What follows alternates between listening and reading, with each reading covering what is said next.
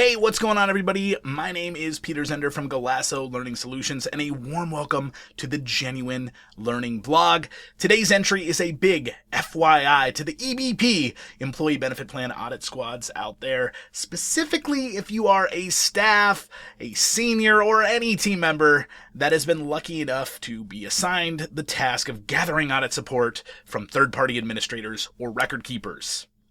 Now, as a former EBP audit practitioner myself, believe me, I know that it is the dream when the client gives you direct access to a service organization portal where you can pull down support and reports at your leisure.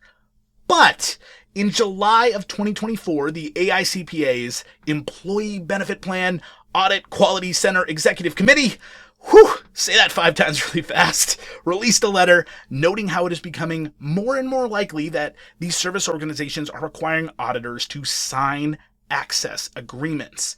Now, these agreements relate to things like nondisclosure, confidentiality, data protection, all of which on the surface may appear to be just standard practice in today's litigiously locked-in society.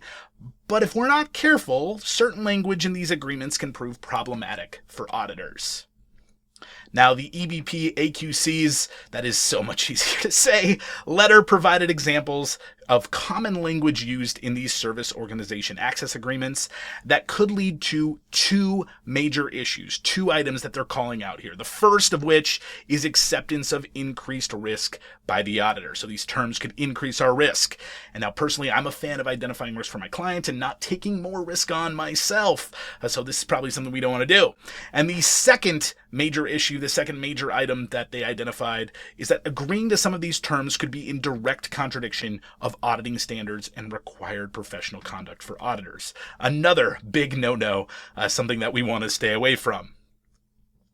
Now, to give you a sense of what some of this risky contract language looks like, and to start reprogramming our mindset from "it's fine print" to "is it fine print?" Let's play a little game here where I'm going to provide a few examples of contract language from a service organization access agreement, and you will have 10 seconds to pick which one of the following 3 options would be correct.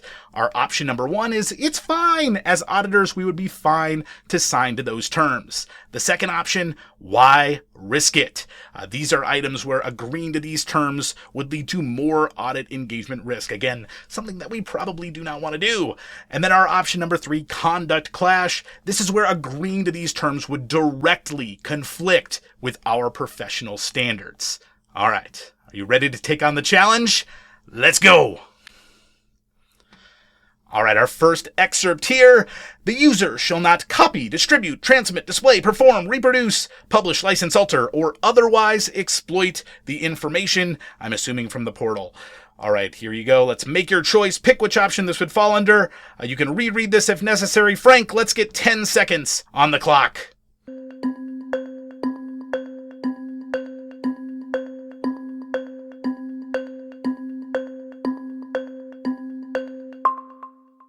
If you chose conduct clash, congratulations! You are correct. As auditors, we're required to document, and I quote, "the identifying characteristics of the specific items or matters tested.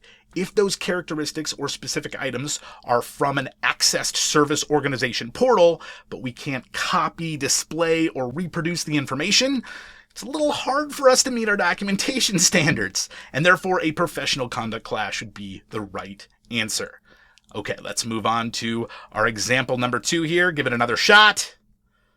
Our second excerpt here, user shall ensure that each user agent will only access the third-party administrator TPA portal using a login ID and password unique to the user agent. All right, what do you think? Shout out the answer once you think you know it. Annoy that person sitting next to you. 10 seconds, here we go.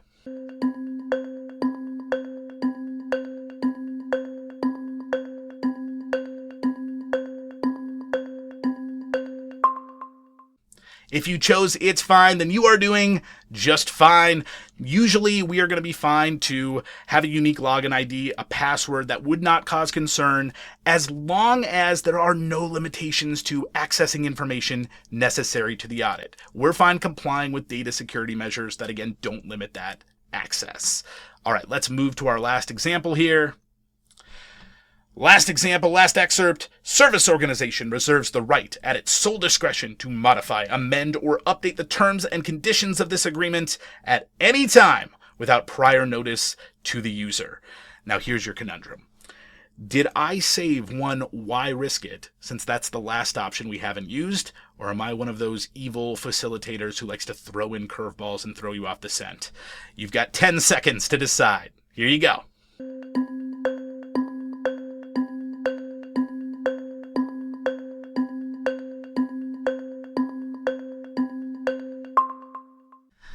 It was why risk it. We saved that last option for this final question. Given we as auditors may review these agreements only once per year, these access agreements only once per year, it'd be difficult for us to track changes and make sure that there were no new terms that got added that would pose a risk to our role as auditors. And so why risk it? Why would we agree to terms that might add more risk to our engagement? All right, hopefully you had a little fun trying to guess those three, but those were just a few examples. There are several others that the EBPAQC letter calls out. The first of which, under the conflicts with auditing professional standards bucket, is destroy all data, documents, materials, or information within 30 days. Now, our documentation must be retained for 5 years after the report release date under AICPA standards, or 7 years after the completion of audit documentation under the PCAOB. So destroying or removing information obtained from the portal prior to those timelines would conflict with these professional retention requirements. The second item here, promptly notify service organization of any errors, inaccuracies, omissions, or other discrepancies. I mean, that honestly, notifying the service organization sounds like a management responsibility to me, and would likely clash with the independence requirements of the AICPA Code of Professional Conduct. Not something that we really want to take on. A few others here now under the acceptance of increased risk to the auditor bucket. The user agrees to indemnify, defend, and hold harmless the service organization. Because auditor access is often solely at the request of the plan sponsor, it'd be far more appropriate for the plan sponsor to take on these indemnification terms rather than us as auditors taking on that obligation. Just makes more sense. And then the last one there down at the bottom, monitoring, tracking, and recording without prior notice to the user. Monitoring and tracking, that just sounds invasive, not something that I want to sign up for as an auditor. All right, I've thrown a bunch of information at you here, thrown a bunch of contract examples. Now the question is, what should you do as an auditor with this information? Well, before you sign a contract, before you click accept related to those user access terms, please check for the language that we discussed or send it to your legal team if you have one to take a look. And if the agreement contains concerning language, remember that it's management's responsibility to get us unfettered access to information and audit evidence. So we'll need to work with our client to overcome this obstacle, this issue, if it arises. And we've got a few options on different action items that you could take. The first action item here is you could request the service organization modify standard provisions in access agreements. That way we're not taking on more engagement risk or conduct clashing with our professional standards. If they're not willing to do that, the next kind of action item or the next option is we could seek alternatives to get the audit evidence directly from the service organization. Maybe instead of getting access to the portal, we use secured email with that TPA, or we use an information exchange platform like Audit Dashboard or SureLink.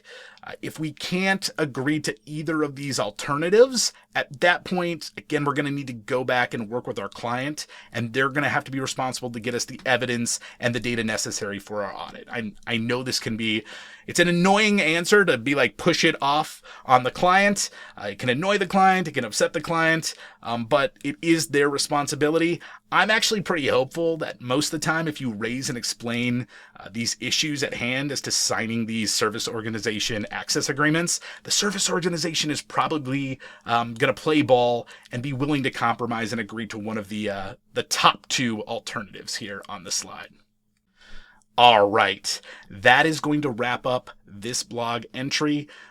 I hope that this has kind of given you some warning bells anytime you go to click into a service organization portal or sign a service organization access agreement. Remember to be on the lookout for contract language that might increase our risk as auditors or clash with our professional standards. The last thing I want to mention, I know that October 15th deadline danger zone is upcoming for our EBP practitioners out there.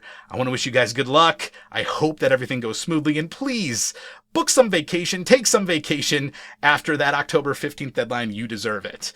Thank you so much for joining us today, and I hope you guys learned something. Appreciate you. Happy auditing.